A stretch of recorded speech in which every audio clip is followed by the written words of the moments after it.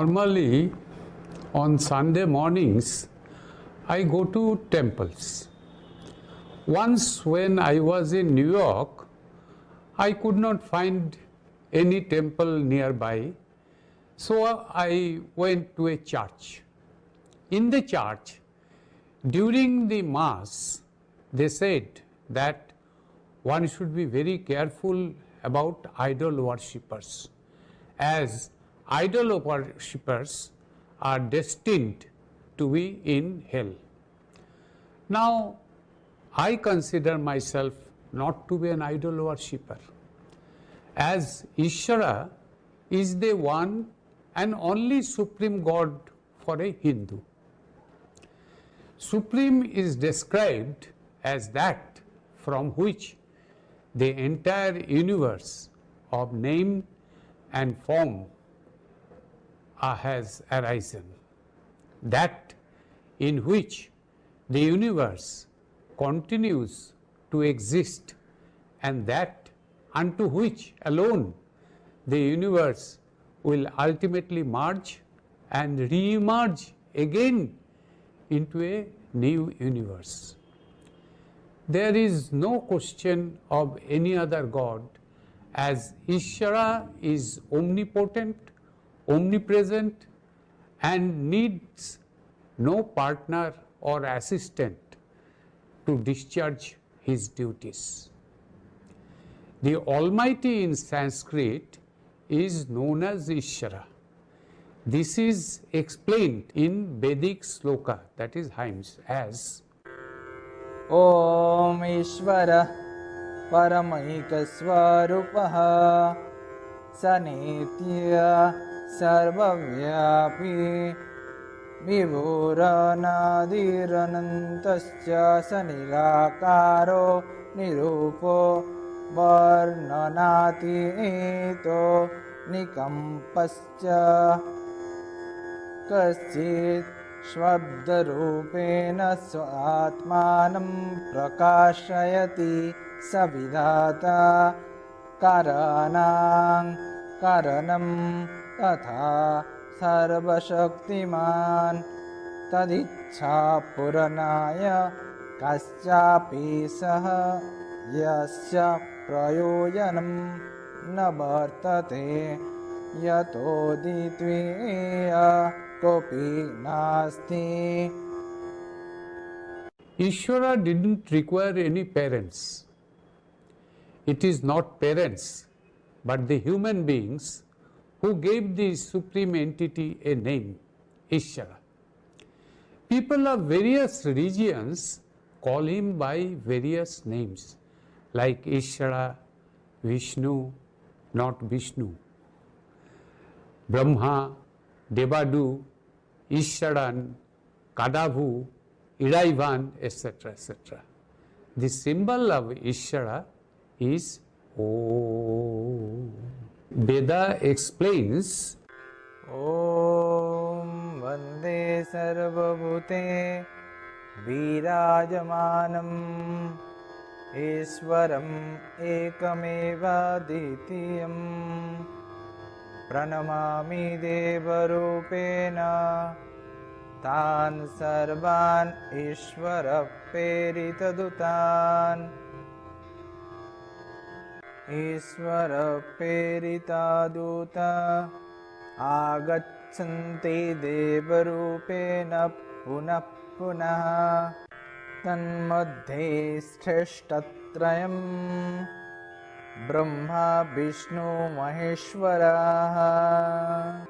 this sloka means Ishvara sends devatas as his prophets to regions of the world from where good accrues to humanity.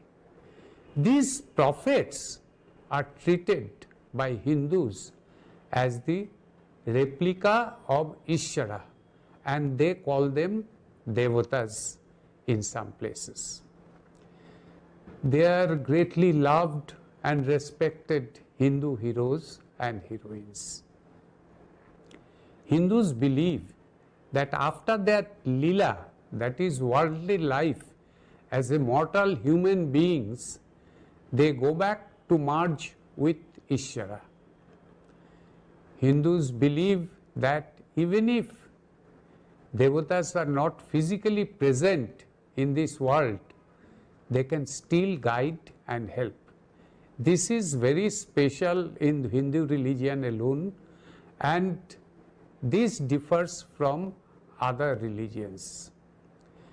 Hindus make statues of prophets, that is idol, and pray to Ishvara using them as a media. These prophets are known as devatas. This concept is unfathomable to preachers of other religions.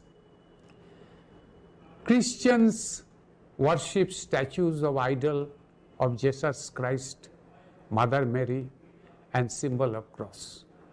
People make statues of Karl Marx, Mahatma Gandhi, etc., and pray to them for the success of their movement. This can also be called idol worship. In some religion, symbol of Satan is stoned at their holiest places of worship. All wise Hindus know Ishvara is normally formless, all-pervading and all-powerful. He does not require any assistant or partner, least of all some fiendish terrorist to carry out his wish. If he wants, he can do anything in a split second. During 1,000 years of Islamic rule and 200 years of Christian rule in India, some Hindus formed terrorist organization to overthrow the regimes. But Hindu scripture do not support terrorism and slavery. No terrorism can sustain without society's tacit support. Some countries finance terrorism because maintaining a regular army is costlier. But Hindus never even given any tacit support to terrorism. Anyone will salute his national flag wherever he finds it in the world.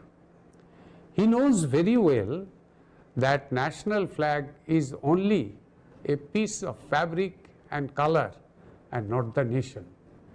Respecting the national flag is an example of idol worshipping. Hindus immerse their idol after worshipping to prove that the statue or the idol is not important.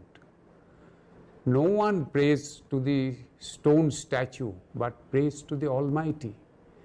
This is why before all mantras one first says Om, which in Sanskrit means Almighty is the greatest.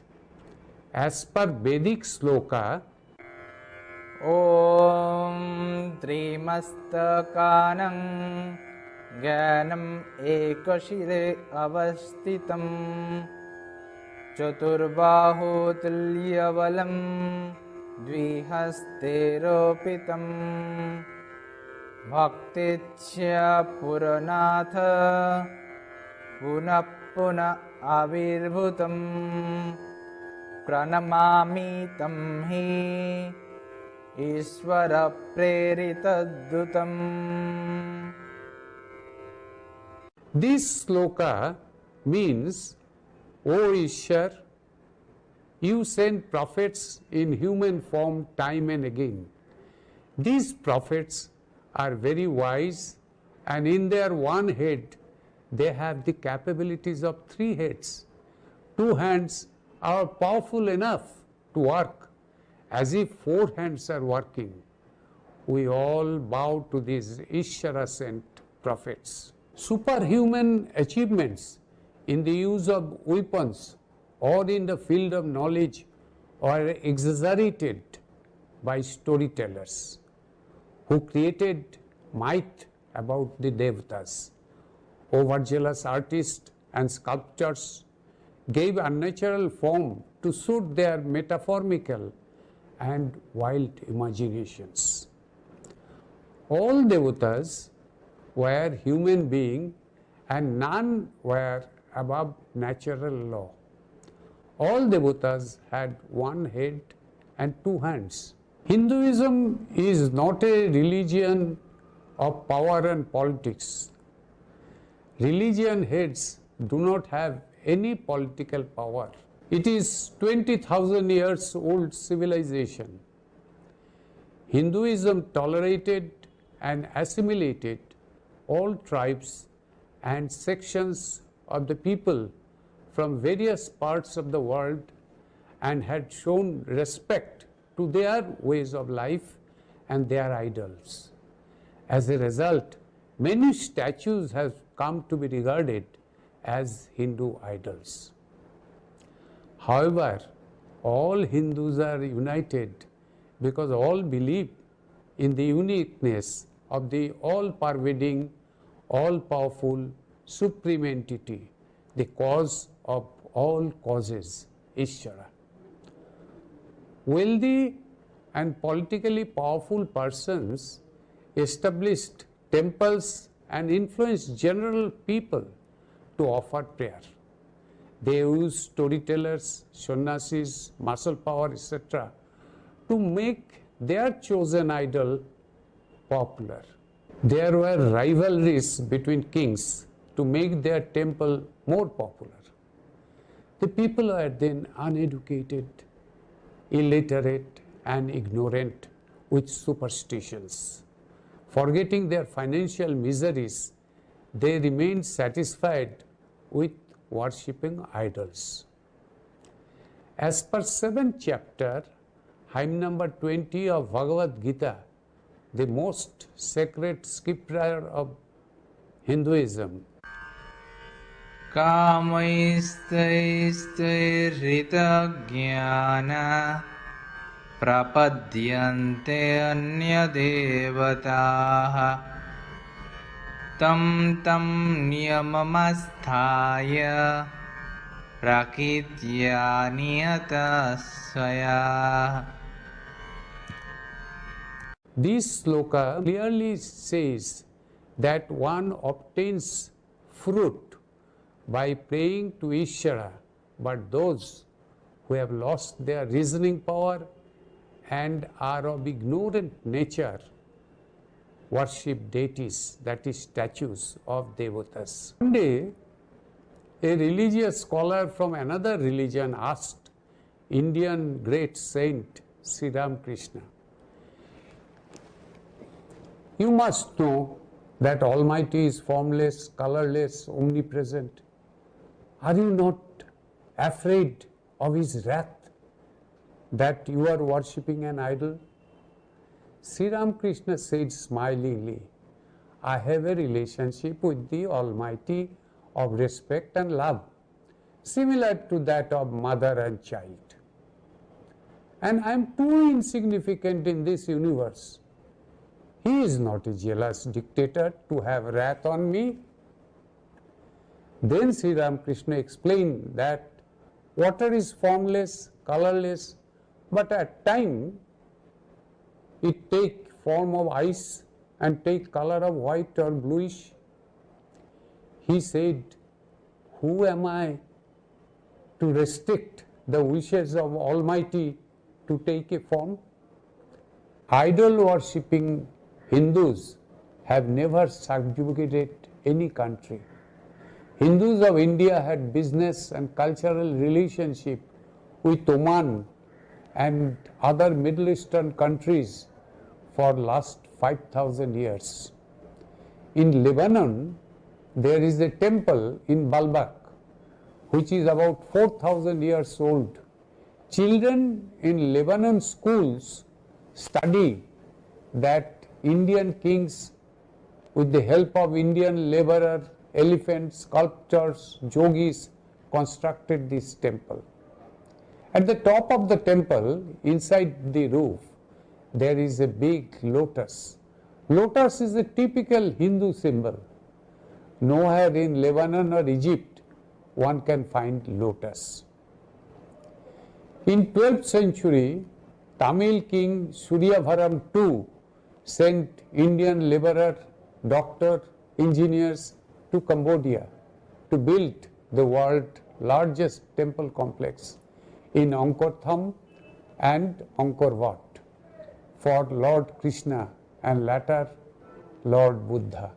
The temple was a gift to Khmer king of Cambodia as a sign of friendship. Idol worshippers remained a peaceful nation for 20,000 years. Hindus have never resorted to forced conversion to Hinduism, never resorted to genocide or slavery. Conversion to Hinduism must be voluntary and without any allurement. Many countries like Indonesia, Egypt, Iran, Iraq, etc. were converted to Islam within 20 years of Islamic rule, forgetting their many thousand years old civilization. But 1,000 years of Islamic rule and 200 years of Christian rule could not convert the Hindus. This is how idol worshipping Hindus are. Idol worshippers are taught to live with hope and not despair. Thank you.